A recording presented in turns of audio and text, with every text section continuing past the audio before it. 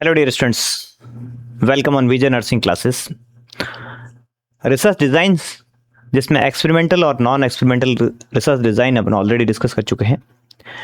आज हम बात करेंगे कुछ अदर डिज़ाइंस हैं, अदर रिसर्च डिज़ाइंस जो एक्सपेरिमेंटल भी नहीं है और नॉन एक्सपेरिमेंटल से भी लिटिल बिट डिफरेंट है, बट वैसे नॉन एक्सपेरिमेंटल टाइप की होती है ये। ठीक है, कुछ अदर रिसर्च डिज़ाइंस हैं जिनकी हम बात करेंगे। तो कौन कौन सी है डिज़ाइंस? ठीक है, अदर रिसर्च डिज़ाइंस के अंदर हमारे पास कौन कौन सी है जिनकी अगर टाइप की बात करें तो पहले हमारे पास जो है मैथडोलॉजिकल स्टडीज हैं,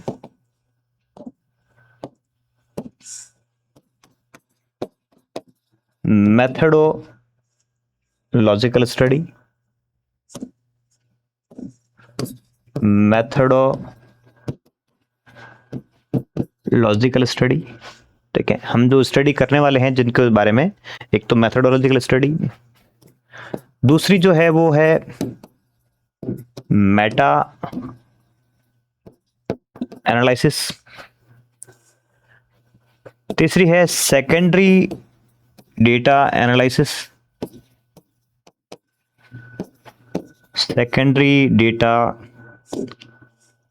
एनालिसिस। नेक्स्ट होती है outcome research,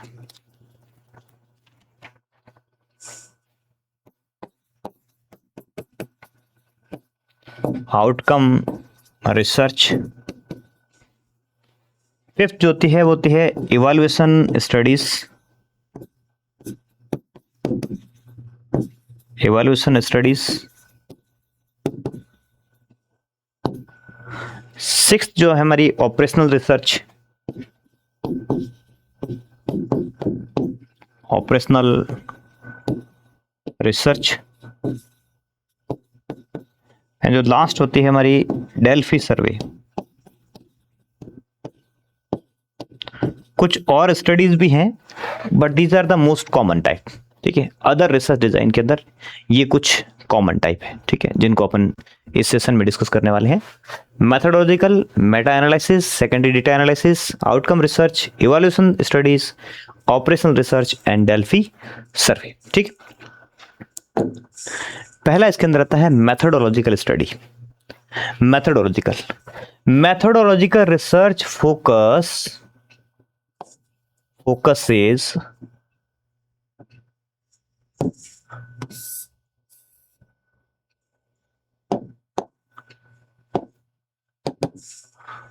focuses on the development,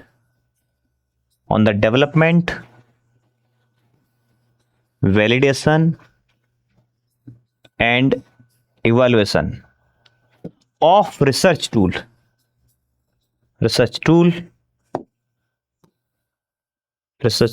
instrument of research tool or instrument, scales or method used for collect and analyze data। एक एक वर्ड को ध्यान से देखिए। एक ऐसा रिसर्च जिसे फोकस किस पे कहता है? डेवलपमेंट, वैलिडेशन और इवैल्यूएशन। किसको डेवलप करना? रिसर्च टूल को या इंस्ट्रूमेंट को या कोई स्केल या ऐसे मेथड को डेवलप करना। उस मेथड जो आपने डेवलप किया है उसको वैलिडेट करना, उसको इवैल्यूएट करना। ठीक है, उस जो नया कोई मेथड आप डेवलप कर रहे हो उस नए मेथड को डेवलप करना, वैलिडेट करना, इवैल्यूएट करना कि सही फंक्शनल है या नहीं है, ये वैलिड है या नहीं है, इस चीज को चेक करना। किसके लिए? और वो मेथड किसके लिए होगा? डेटा कलेक्शन का होना चाहिए या फिर कोई डेटा एनालिसिस का कोई ऐसा मेथड जो आपने डेवलप किया है, डेवलप करना, उसको एनालाइज करना और उसको इवैल्यूएट करना, वैलिडेशन करना। अगर इस तरह का आप कोई रिसर्च करते हैं तो वो क्या कहलाता है?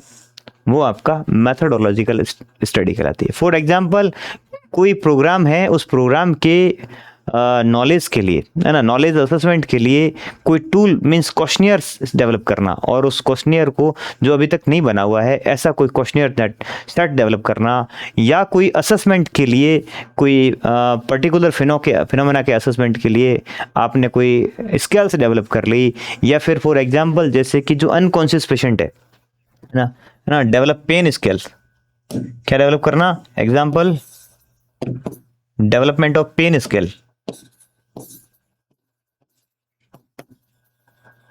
Development of pain skill, a scale to measure pain, yeah, development of a scale to measure pain in semi conscious patient. जो सेमी कॉन्शियस पेशेंट है, आईसीयू के अंदर एडमिट है, ऐसे पेशेंट उनमें पेन असेसमेंट करना है।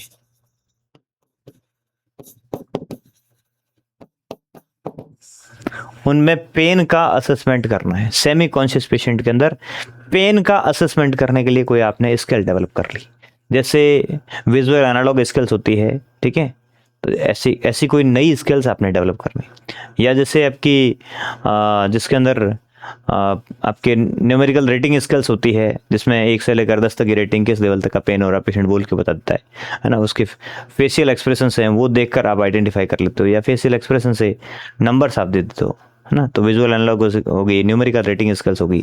ऐसे ही अगर कोई सेमी कॉन्शियस पेशेंट है और उनके लिए आप कोई नई स्किल्स डेवलप कर देते हो, क्या कर देते हो ना, कोई नई स्किल्स डेवलप कर देते हो, है ना, तो वो जो स्किल्स है वो क्या कहलाती है, जो मेथड्स आपने डेवलप किया है, तो वो इस टाइप की स्टडी मेथडोलॉजिकल स्टडी हो जाएगी। आपने असेसमेंट के लिए, नॉलेज असेसमेंट के लिए कोई नया टूल बना दिया, आपने प्रैक्टिस के लिए, असेसमेंट के लिए कोई नई चेकलिस्ट डेवलप कर ली, है ना, तो ये सारी जो चीजें किसमें आएगी, मेथडोलॉजिकल स्टडी के अंदर आएगी, ठीक है। नेक्स्ट दूसरा है मेटा एनालिसिस। सेकंड कौन सा है, मेटा एनालिसिस। मेटा एनालिसिस क्या होता है, जैसे हम ऑलरेडी देख चुके हैं पहले, है ना, जैसे कि combining and integrating the many quantitative studies, क्या होता है इसके अंदर, है ना, quantitatively combining and integrating the findings of the multiple research studies on a particular topic is known as meta analysis. बहुत सारी कौन सी स्टडी, वो क्वांटिटेटिव स्टडीज है, उनको कंबाइन करना, उनको क्या करना, उनको कंबाइन करना, ठीक है, उनको एक साथ करना, कंबाइन करना, देन उनको इंटीग्रेट करना, उनके डेटा को एक साथ करना, इंटीग्रेट करना, and then finding of the multiple research. इन मल्टीपल रिसर्च की एक ही टॉपिक पर अगर अलग अलग रिसर्च हुई है, ठीक है, जैसे कि कोई बेड सोर पे होगी, ठीक है, या कोई आर्थ्रोप्लास्टी पे हुई है, ठीक है, कोई आर्थ्रोप्लास्टी पे बहुत सारी कोई रिसर्च हुई है, तो उन रिसर्च को सारी उन फाइंडिंग्स को इकट्ठा करना, उन फाइंडिंग्स को इकट्ठा करके उनको वापस से एनालाइज करना, ठीक है, सारी फाइंडिंग्स को एक साथ रख के उसको एनालाइज करना, ठीक है, combining integrated finding of the multiple research studies on a particular topic, किसी एक टॉपिक के बारे में, ठीक है, उनको जो है इकट्ठा करके अपन क्या करते हैं, उनको उन फाइंडिंग्स को फिर क्या करते हैं, उनको एनालिसिस करते हैं उनको। तो इस टाइप से एनालिसिस करना क्या कहलाता है, मेटा एनालिसिस कहलाता है। इस टाइप से एनालिसिस करना क्या कहलाएगा, मेटा एनालिसिस कहलाएगा। फॉर एग्जांपल अगर कोई आरसीटी है जो effectiveness of hand hygiene programme पे हुई है ना, effectiveness of hand hygiene programme, ठीक है, ये कोई आरसीटी है ना, एग्जांपल मेटा एनालिसिस, है ना, of RCTs on hand hygiene programme, है ना, हैंड हाइजीन पे कोई बहुत सारी मल्टीपल स्टडीज हुई है, आरसीटीज हुई, रैंडमाइज कंट्रोल ट्रायल हुआ है, ठीक है, उनका मेटा एनालिसिस करना, उन सारी स्टडी को एक साथ करके उनकी फाइंडिंग्स को कंबाइन करके स्टडी करना, इंटीग्रेट करके स्टडी करना, और उसके बाद उसका रिजल्ट निकाल के उसको एनालाइसिस करके रिजल्ट निकाल के उसको इंटरप्रेट करना मेटा एनालिसिस कहलाता है। ठीक इसी तरह से जब वो ये क्वांटिटेटिव स्टडीज होती है, ठीक इसी तरह से जब क्वालिटेटिव स्टडी होती है तो उनको एक साथ करके जब डेटा इंटरप्रेट किया जाता है तो वो मेटा सिंथेसिस कहलाता है। क्लियर? क्वालिटेटिव स्टडी में मेटा सिंथेसिस होता है और क्वांटिटेटिव स्टडी के अंदर मेटा एनालिसिस होता है। ये जब लेवल ऑफ एविडेंस की बात करते हैं तो लेवल ऑफ एविडेंस स्केल की बात करते हैं तो मेटा एनालिसिस ऑफ आरसीटी जो होता है, आरसीटी की मेटा एनालिसिस स्टडी होती है, ये highest level of evidence of scale के अंदर जब आता है अपन एविडेंस चाहिए तो मेटा एनालिसिस किसी का होता है तो हाईएस्ट लेवल ऑफ एविडेंस होता है जो इसको आप एविडेंस बेस्ड प्रैक्टिस में काम ले सकते हैं। ठीक है, तो ये हाईएस्ट लेवल होता है किसका? RCT, meta analysis of RCT. ये आरसीटी का मेटा एनालिसिस होता है, वो हाईएस्ट लेवल ऑफ एविडेंस होता है। ठीक है, नेक्स्ट होता है सेकेंडरी डेटा एनालिसिस। आप सेकेंडरी डेटा एनालिसिस कहाँ करते हैं, उसका मीन क्या होता है? सेकेंडरी डेटा एनालिसिस का मतलब होता है डेटा किसी एक व्यक्ति के द्वारा किया गया और एनालिसिस किसी और के द्वारा किया गया, है ना। Data collection by one researcher and analyse by another researcher. ठीक है, तो इसमें क्या होता है? Research design in which the data collected by one researcher, data collection एक रिसर्च के द्वारा होता है and re analysed by another researcher usually to test the new hypothesis. कोई नई हाइपोथेसिस टेस्ट करने के लिए एक रिसर्चर के द्वारा जो डेटा कलेक्ट किए गए थे उसके द्वारा आपने एनालाइज भी किए थे, लेकिन उन्हीं डेटा को यूटिलाइज करके नई रिसर्च हाइपोथेसिस को टेस्ट करना। ठीक है, क्या कहलाता है? Secondary data analysis. मीन उन्हीं डेटा को दोबारा से फिर एनालाइज करना किसी और पर्पज के लिए, किसी और नई हाइपोथेसिस को टेस्ट करने के लिए। फॉर एग्जांपल जैसे जो डेटा हमें मिलते हैं एनएफएचएस के सर्वे के डेटा मिलते हैं, किसके मिलते हैं? एनएफएचएस, है ना। एग्जाम्पल जैसे आप देखिए, है ना, इसका एग्जाम्पल देखिए, data of NFHS, national family health survey के, किसके? नेशनल फैमिली हेल्थ सर्वे के डेटा होते हैं, उनको वापस से एनालाइज करना, एनालाइज फैक्टर एसोसिएटेड विद। इसके अंदर आपको क्या मिला? इसमें आपको मिला जो थे लो इम्यूनाइजेशन कवरेज मिला। जो ये डेटा थे उसके अंदर क्या मिला आपको? लो इम्यूनाइजेशन कवरेज। आपने जो डेटा जब ये कलेक्ट किए गए नेशनल फैमिली हेल्थ सर्वे के डेटा थे उसमें एक फाइंडिंग आई थी, क्या? लो इम्यूनाइजेशन कवरेज। इस लो इम्यूनाइजेशन कवरेज जो आई है, इस कवरेज के आपको फैक्टर, है ना, फैक्टर एसोसिएटेड विथ, ना, क्या पता करना है आपको? फैक्टर्स, फैक्टर एसोसिएटेड, इसके पीछे कौन कौन से कारण है उसकी अगर स्टडी करनी है तो ये हमारी कौन सी हो जाएगी? सेकेंडरी डेटा एनालिसिस हो जाएगा। क्या हो जाएगा? ये अगर इस तरह से कोई स्टडी करनी है तो ये हो जाएगी हमारी सेकेंडरी डेटा एनालिसिस।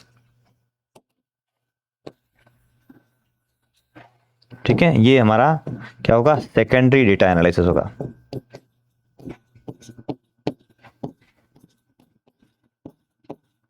ठीक है, सेकेंडरी डेटा एनालिसिस। डेटा एक के द्वारा कलेक्ट किया गया, उस डेटा को दोबारा से वापस एनालाइज किया गया किसी और रिसर्चर के द्वारा। फॉर एग्जांपल जैसे पॉपुलेशन सेंसस, जनगणना के डेटा मिलते हैं, उन जनगणना के डेटा को दोबारा से किसी और विशेष हाइपोथेसिस को टेस्ट करने के लिए अगर हम यूज करते हैं तो वो सेकेंडरी डेटा एनालिसिस कहलाता है। ठीक है, क्लियर है? Secondary data analysis.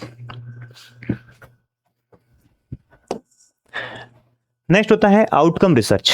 अगला जो होता है वो आउटकम रिसर्च। आउटकम रिसर्च का मीन क्या होता है? एग्जामिन द रिजल्ट और the consequences of health care intervention. Outcome को, है ना, examine the outcome, examine the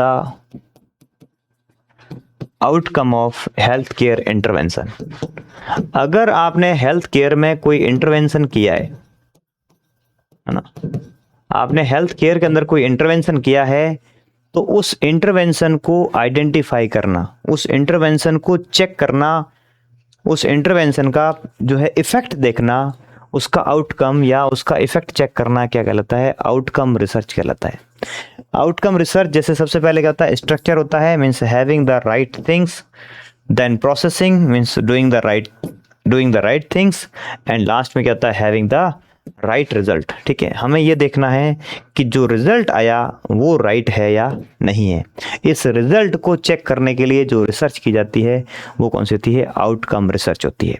example के तौर पे देखें, है ना, कि स्टडी थी जो nurse led diabetic education programme था, है ना, study to assess the effectiveness, है ना। एग्जाम्पल देखिए इसका, study to assess the outcome of nurse-led outcome of diabetic education programme कर लो सीधा, डायबिटिक एजुकेशन प्रोग्राम। एक कोई डायबिटिक एजुकेशन प्रोग्राम चलाया था, उसका study the assess the outcome of, उसका आउटकम देखना था। ठीक है, आउटकम किस रूप में देखा जाएगा? अब इसका आउटकम जो है वो किस में होगा? HbA1c लेवल में। किस में? HbA1c लेवल में देखोगे, क्वालिटी ऑफ लाइफ में देखोगे। क्या आपने एक एजुकेशन प्रोग्राम चलाया है डायबिटिक पेशेंट के लिए कि उनकी जो डायबिटीज को कंट्रोल करने के लिए वो क्या क्या जो है वो जो MNT मॉडिफाइड न्यूट्रिशनल थेरेपी है वो काम में ले सकते हैं, और उसकी वजह से उसका इफेक्ट किस में आएगा? तो उसका जो इफेक्ट है ये आउटकम के रूप में आएगा, है ना। क्या आएगा? ये आउटकम। तो आउटकम जो है वो देखिए, ब्लड शुगर कंट्रोल है, वो HbA1c, देन उसकी क्वालिटी ऑफ लाइफ में कितना सुधार हो रहा है। अगर वो चीज़ें ठीक हो रही है तो इसका मतलब क्या था? वो प्रोग्राम आपका इफेक्टिव था। ठीक है, तो किसी प्रोग्राम के आउटकम को चेक करने के लिए जो रिसर्च की जाती है that called the outcome research. ठीक है, नेक्स्ट आती है इवैल्यूएशनल स्टडीज।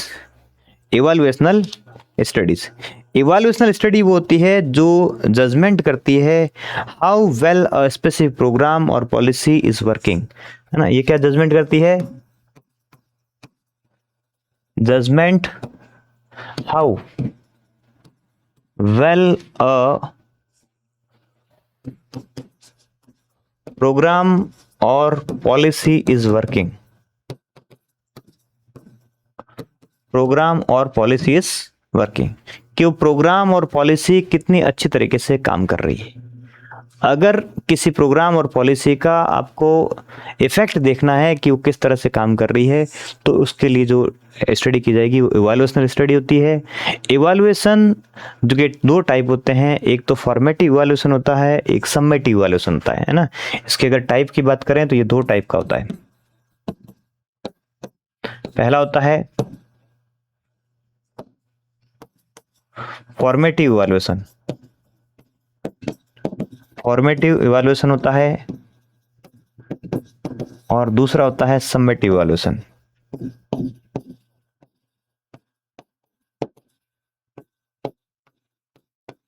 पहला कौन सा? फॉर्मेटिव इवैल्यूएशन, दूसरा समेटिव इवैल्यूएशन। फॉर्मेटिव इवैल्यूएशन का मतलब होता है कि ongoing programme, evaluation during programme, जब प्रोग्राम चल रहा होता है ना, ड्यूरिंग प्रोग्राम, ड्यूरिंग प्रोग्राम, जब प्रोग्राम चल रहा है तो उस समय असेसमेंट करना, ऑनगोइंग ना। बीच बीच में, जैसे आपका बीच बीच में क्लास टेस्ट होते हैं ना, जैसे ये इंटरनल एग्जाम्स होते हैं ना, वो आपका ऑनगोइंग है। ठीक है, तो वो आपका कौन सा है? फॉर्मेटिव इवैल्यूएशन होता है। तो ठीक ऐसे ही किसी प्रोग्राम के इन बिटवीन जब अपन करते हैं तो कौन सा होता है? वो आपका जो होता है वो फॉर्मेटिव इवैल्यूएशन होता है।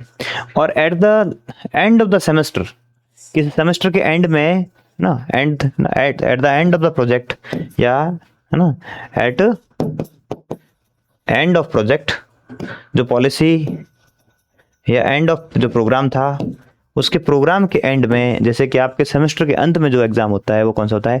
समेटिव इवैल्यूएशन होता है। तो इस टाइप की जो स्टडी होती है क्या कहलाती है? फॉर्मेटिव या समेटिव इवैल्यूएशन कहलाती है। ठीक है, जैसे एग्जांपल के तौर पे, है ना, एक कोई पॉलिसी ना, एक हॉस्पिटल पॉलिसी, है ना, ब्रेस्ट फीडिंग पॉलिसी इंप्लीमेंट की, है ना, implementation of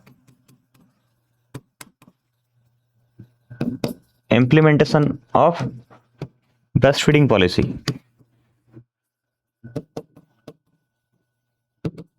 implementation of breast feeding policy in hospital, या फिर कोई एंटीबायोटिक पॉलिसी, है ना, दूसरी कौन सी, है, जैसे antibiotic policy, implementation of antibiotic policy, implementation of antibiotic policy, hospital में कोई एंटीबायोटिक पॉलिसी का इंप्लीमेंटेशन किया या ब्रेस्ट फीडिंग पॉलिसी का इंप्लीमेंटेशन किया। ब्रेस्ट फीडिंग पॉलिसी में ये बनाया कि जैसे ही अगर प्रेग्नेंट वीमेंस आती है एंटीनल क्लिनिक में तो उसको बताया जाएगा ब्रेस्ट फीडिंग के इंपॉर्टेंस के बारे में, एक्सक्लूसिव ब्रेस्ट फीडिंग के बारे में, या फिर जो जब डिलीवरी के लिए आएगी तो उस समय बताया जाएगा, ठीक है। पोस्टनेटल मदर्स को बताया जाएगा, कौन कौन बताएगा, उसके लिए यशोदा जैसे होती है ब्रेस्ट फीडिंग को लागू करने के लिए, उसमें यशोदा वर्कर्स होती है, वो किस तरह से वो करेगी, नर्सिंग स्टाफ कैसे काम करेगा ना, तो उसके लिए उसकी थी बनाई। या फिर एंटीबायोटिक थी कि एंटीबायोटिक थी वो जेनरिक नेम में लिखी जाएगी, एंटीबायोटिक सबसे पहले इस क्लास की दी जाएगी, फिर उसके बाद इस क्लास की दी जाएगी, एक से ज़्यादा एंटीबायोटिक यूज़ जब ज़्यादा रिकमेंडेशन होता है तभी दी जाएगी, ठीक है। तो ऐसी कोई पॉलिसी डेवलप की है, ठीक है। तो और पॉलिसी जो इम्प्लीमेंट की है तो उस समय आपको ये देखना है कि पॉलिसी है वो वर्किंग कर रही है नहीं कर रही है, ठीक है, अच्छे तरह से काम कर रही है नहीं कर रही है।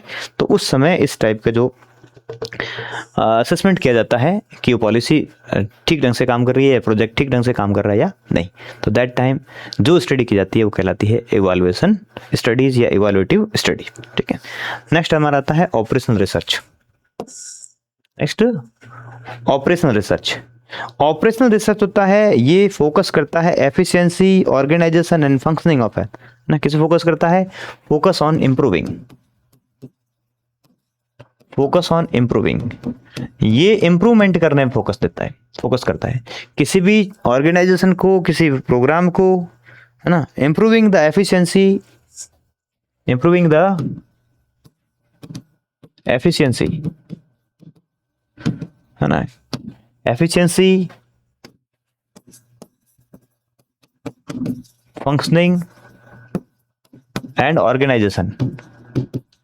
किसी भी संस्था के द्वारा कोई प्रोग्राम लॉन्च किया गया है तो उसकी एफिशिएंसी, उसकी फंक्शनिंग और उसका ऑर्गेनाइजेशन ऑफ हेल्थ सर्विसेज, जो हेल्थ सर्विसेज दी जा रही है उसकी एफिशिएंसी चेक की जाती है,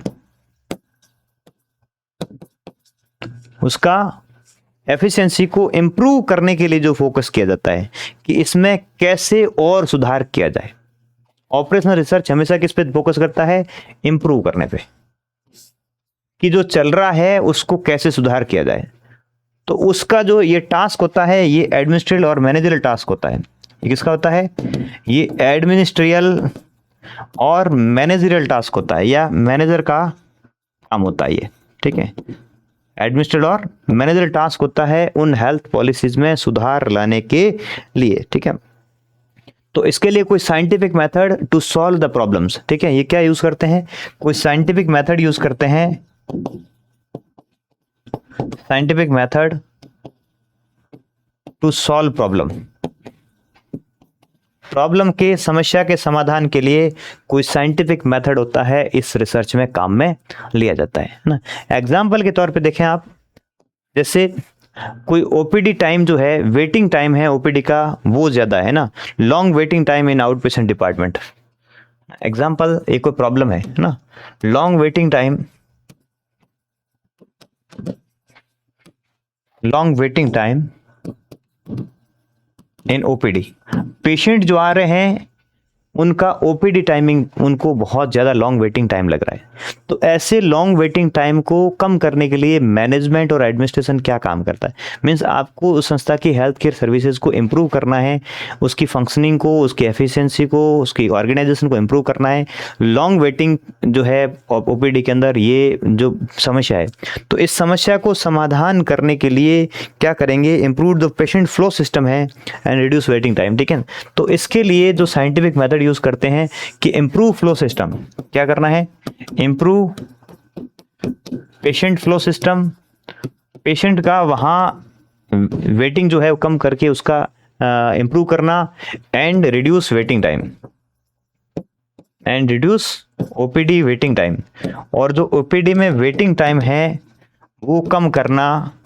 इसके लिए जो स्टडी की जाएगी वो कौन सी होगी? वो आपकी ऑपरेशनल रिसर्च होगी, है ना, कि इसको कम कैसे किया जाए, इसको ठीक कैसे किया जाए। तो इस तरह की समस्या समाधान के लिए, जो प्रॉब्लम सॉल्यूशन के लिए जो स्टडी की जाती है वो ऑपरेशनल रिसर्च कहलाती है। ठीक है, तो ये एक और टाइप था हमारा अदर मेथड के अंदर रिसर्च का एक अलग टाइप। ठीक है, नेक्स्ट जो अगला है हमारा 7th one, that is the Delphi survey. 7th जो है कौन सा हमारा, डेल्फी सर्वे। डेल्फी सर्वे, डेल्फी सर्वे एक ऐसा मेथड है जिसमें एक्सपर्ट ओपिनियन ली जाती है। क्या होती है इसमें, इसमें एक्सपर्ट्स की ओपिनियन ली जाती है। Delphi survey. Delphi survey is the method where experts give their opinion in a series of questions. वहां पर उनको एक सीरीज ऑफ क्वेश्चंस के सेट दिए जाते हैं और वो उनके बारे में, उस पर्टिकुलर टॉपिक के बारे में अपनी ओपिनियंस देते हैं, है ना। पैनल ऑफ एक्सपर्ट्स होता है। क्या होता है इसमें, ना, एक पैनल ऑफ एक्सपर्ट होता है। इसमें क्या होता है, एक पैनल ऑफ एक्सपर्ट्स होता है। पैनल ऑफ एक्सपर्ट्स जो उस टॉपिक के बारे में, उस विषय के बारे में विशेषज्ञ होते हैं, जानकार होते हैं। ठीक है, ये क्या करते हैं, इनको complete a series of question, ये क्या करते हैं, complete a series of questionnaire. इनको एक क्वेश्चनियर का सेट दिया जाता पूरा और एक सीरीज दी जाती है ना, मीन्स एक के बाद दूसरा क्वेश्चनियर सीरीज दी जाती है। और उस सीरीज के बाद से बारे में क्या करते हैं, ये अपनी जो है एक्सपर्ट ओपिनियन, प्रेडिक्शंस और जजमेंट रखते हैं। क्या रखते हैं, उस क्वेश्चंस के बारे में ये क्या रखते हैं, अपनी एक्सपर्ट ओपिनियन, अपना जजमेंट और एंड प्रेडिक्शंस, अपनी प्रेडिक्शंस बताते हैं।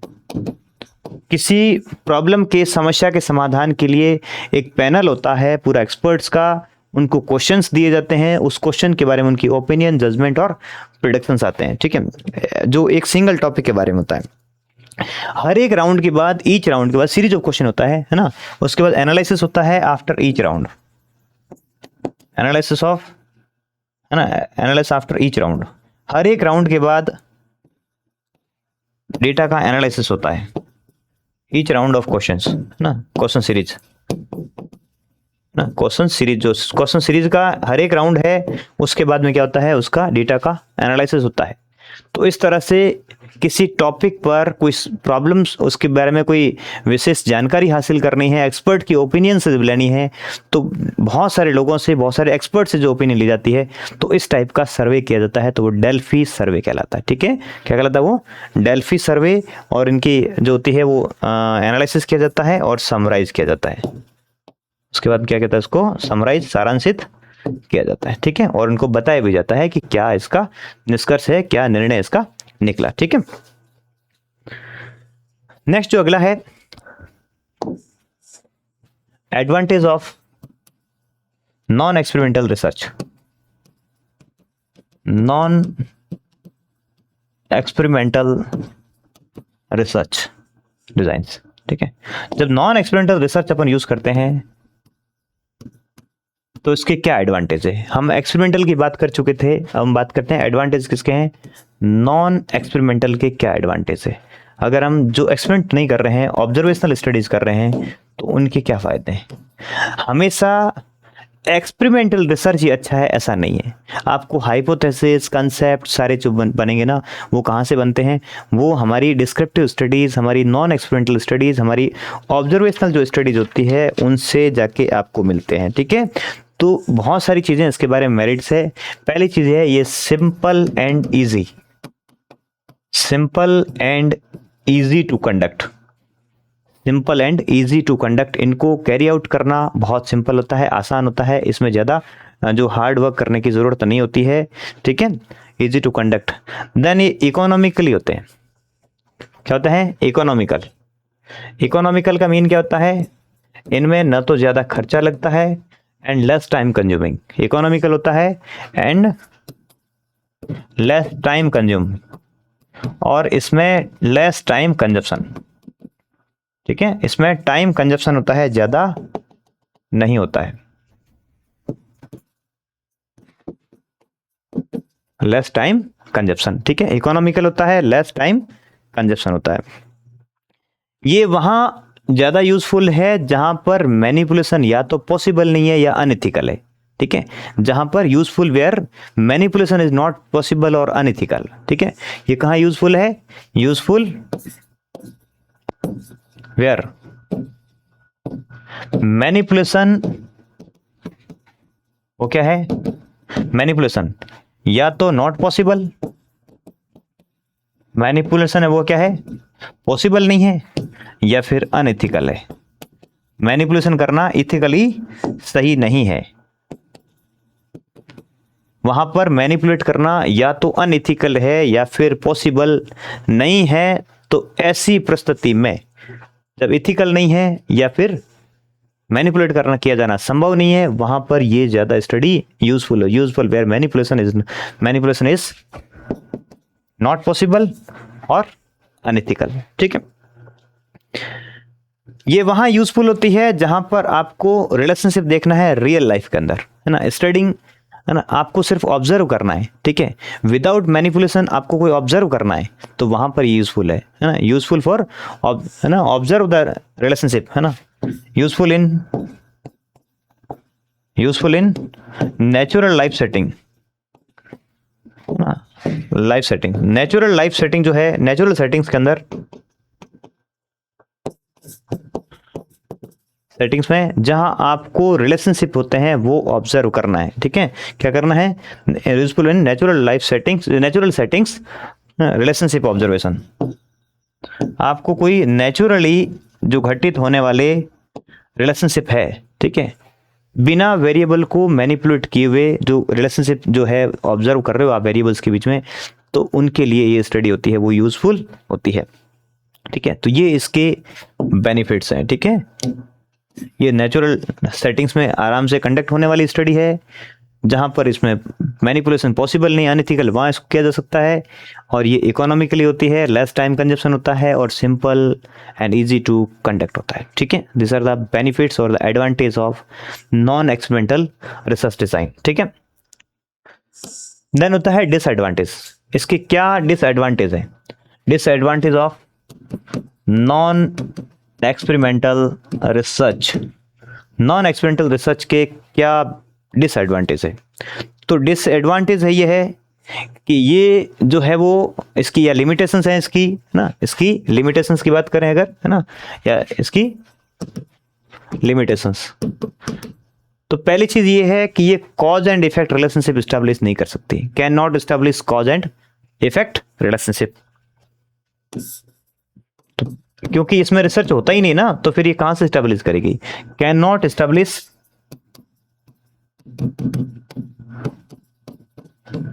Cause and effect relationship. पहली चीज ये है कि कॉज एंड इफेक्ट रिलेशनशिप ये एस्टैब्लिश नहीं कर सकती, क्योंकि ये जो है वो आपकी सिर्फ ऑब्जर्वेशनल स्टडी है। ठीक है, ये आपकी कोई एक्सपेरिमेंटल स्टडी नहीं है, तो फिर होगा ही नहीं। Can not control over the extraneous variable. ठीक है, can not control over extraneous variables. जो एक्सटेनियस वेरिएबल्स हैं, बाहरी वेरिएबल्स हैं, उन पर इसका कोई नियंत्रण नहीं होता है, इसको कंट्रोल ये नहीं कर पाती। इसमें जब हम वेरिएबल्स को कंट्रोल नहीं करते, रेंडमाइजेशन भी नहीं करते, तो हायर रिस्क ऑफ क्या होती है इसके अंदर? हायर रिस्क ऑफ बायसनेस होती है, बायस एंड कन्फाउंडिंग फैक्टर्स की होती है। ठीक है, higher risk of bias and confounding factors, higher risk of bias and confounding factors या confounding variables। confounding factors वो होते हैं जो इंडिपेंडेंट और डिपेंडेंट वेरिएबल दोनों पे प्रभाव डालते हैं। जो क्या करते हैं? जो इंडिपेंडेंट और डिपेंडेंट वेरिएबल दोनों पर प्रभावित करते हैं। ठीक है, तो वो कहते हैं कंफाउंडिंग फैक्टर्स। और जो एक्सटेनियस वेरिएबल्स क्या होते हैं? जो सिर्फ और सिर्फ किस पे डालते हैं? वो effect only the dependent variables. जो एक्सटेनियस वेरिएबल होते हैं वो सिर्फ और सिर्फ किस पे प्रभाव डालते हैं?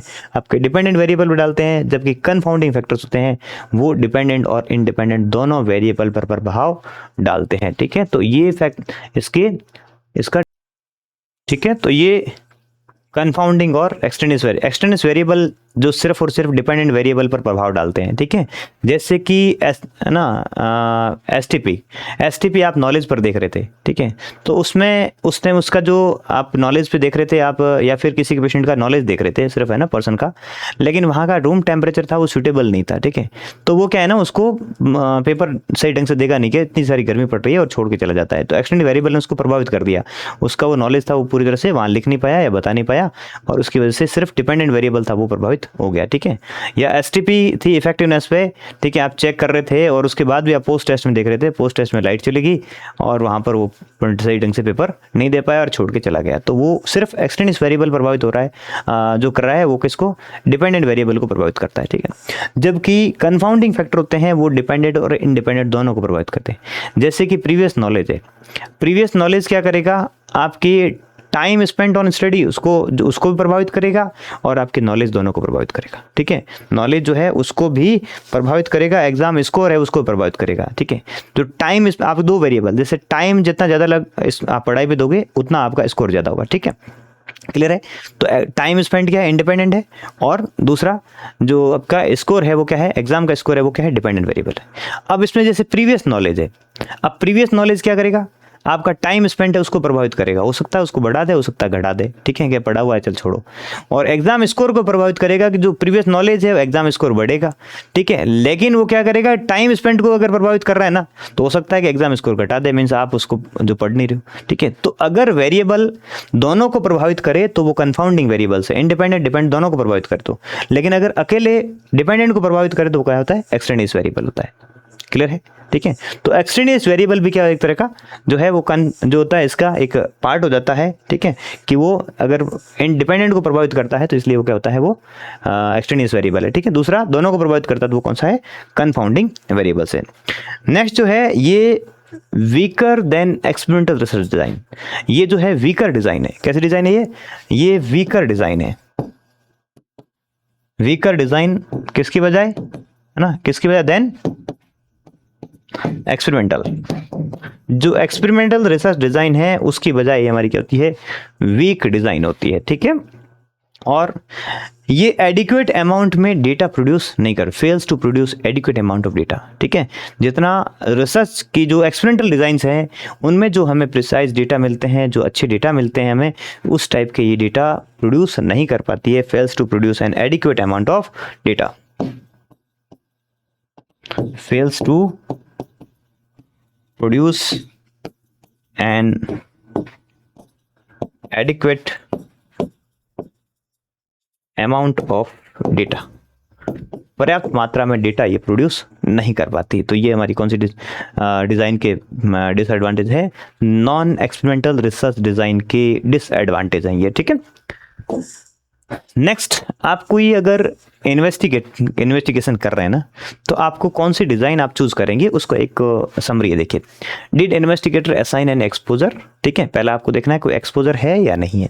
अगर एक्सपोजर आप दे रहे हो कुछ तो आपकी वो एक्सपेरिमेंटल स्टडी होगी, और आप कुछ भी एक्सपोजर नहीं कर रहे हो, महज ऑब्जर्व कर रहे हो, तो आपकी कौन सी हो जाएगी, ऑब्जर्वेशनल स्टडी हो जाएगी। Is it clear. पहला चीज आप जब कर रहे हो तो रिसर्च डिजाइन, जब टॉपिक आप चूज कर रहे हो तो आपको पहला चीज करना है कि कौन सी डिजाइन है हमारी है, ठीक है, एक्सपेरिमेंटल है, नॉन एक्सपेरिमेंटल।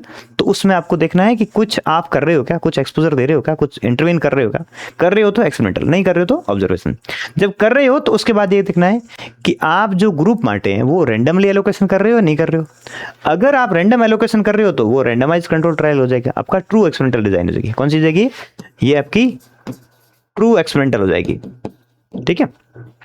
और अगर नहीं कर रहे हो, नॉन रैंडमाइज है, तो आपकी कौन सी हो जाएगी, क्वासी हो जाएगी।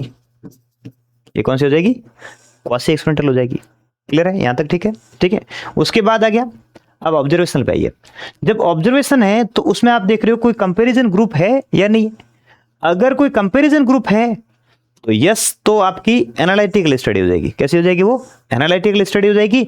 और अगर नहीं है तो वो क्या हो जाएगी, डिस्क्रिप्टिव स्टडी हो जाएगी। एनालिसिस में फिर आप कंपैरिजन के साथ देखोगे, कोरिलेशन के साथ देखोगे, ठीक है। लेकिन अगर कुछ भी नहीं है तो हमारी सिर्फ क्या हो जाएगी, सीधी सीधी डिस्क्रिप्टिव स्टडी होगी। अब जब वो एनालिटिकल स्टडी जब आप देख रहे हो तो उसमें डायरेक्शन देखो, कौन सी डायरेक्शन में एनालिसिस कर रहे हो। अगर आप जो है ना आउटकम से एक्सपोजर की तरफ जा रहे हो, कहाँ जा रहे हो, आउटकम से एक्सपोजर की तरफ जा रहे हो, है ना, या फिर ये देखो, ये एक्सपोजर से आउटकम की तरफ आ रहे हो, किसे आ रहे हो, एक्सपोजर से आउटकम की तरफ आ रहे हो। तो हमारी एक्सपोजर पहले हो गया, जैसे स्मोकिंग हुआ है, उसके बाद आउटकम की तरफ जा रहे हो, तो हमारी ये कोहोर्ट स्टडी होती है, कोहोर्ट स्टडी जो कि प्रोस्पेक्टिव नेचर की होती है, आगे की तरफ लुकिंग फॉरवर्ड होती है। अगर आप केस कंट्रोल, है ना, केस कंट्रोल जिसमें आउटकम से एक्सपोजर की तरफ जा रहे हो, आउटकम लंग्स कैंसर का डिजीज मिल गई, उसके बाद आप उसके स्मोकिंग का कॉज जो फाइंड आउट करने के लिए आप ट्राई करते हो, तो वो कौन सा हो गया, एक्सपोजर से आउटकम की तरफ है, तो ये हमारी कौन सी केस कंट्रोल होगी, ठीक है। और एक्सपोजर और आउटकम दोनों एक साथ सेम टाइम में देखते हो, तो ये जो है आपकी कौन सी हो जाएगी, ये आपकी exposure and outcome at the same time, ठीक है। तो सेम टाइम पे देखते हैं, तो ये हमारी कौन सी होती है, कनकरेंट हो जाती है, कौन सी होती है, कनकरेंट हो जाती है। और अगर दोनों डायरेक्शन में होती है ना, बोथ डायरेक्शन होती है, तो फिर वो हमारी कौन सी हो जाती है, वो एम्बी डायरेक्शनल हो जाती है, कौन सी होती है, एम्बी डायरेक्शनल, एम्बी स्पेक्टिव हो जाती है, ठीक है, एम्बी स्पेक्टिव, एम्बी स्पेक्टिव, ठीक है। तो वो भी क्या होती है, क्रॉस सेक्शनल स्टडी हो जाती है, कैसे होती है वो, एम्बी स्पेक्टिव क्रॉस सेक्शनल स्टडी होती है। अगर टाइम के साथ हम लंबा चलें तो लॉन्गिट्यूडनल है, लेकिन कट सेक्शन लगे तो वो कौन सी हो जाएगी, same time point of time पे करते हैं तो हम क्रॉस सेक्शनल स्टडी करते हैं, कौन सी करते हैं, क्रॉस सेक्शनल कनकरेंट, क्लियर। तो इस तरह से आपको अपनी स्टडी किस टाइप की है वो आइडेंटिफाई करने के लिए ये जो फ्लो चार्ट है आप यूज़ कर सकते हैं, ठीक है। तो यहाँ से हमने जो रिसर्च डिज़ाइन थी कौन सी, जो हमारी क्वांटिटेटिव रिसर्च डिज़ाइन थी, जिसमें आपकी क्वांटिटेटिव के अंदर जिसमें आपकी एक्सपेरिमेंटल आ रही थी, नॉन एक्सपेरिमेंटल आ रही थी, और अदर रिसर्च डिज़ाइन थी, वो हमने इस सेशन में कंप्लीट की। Thank you very much.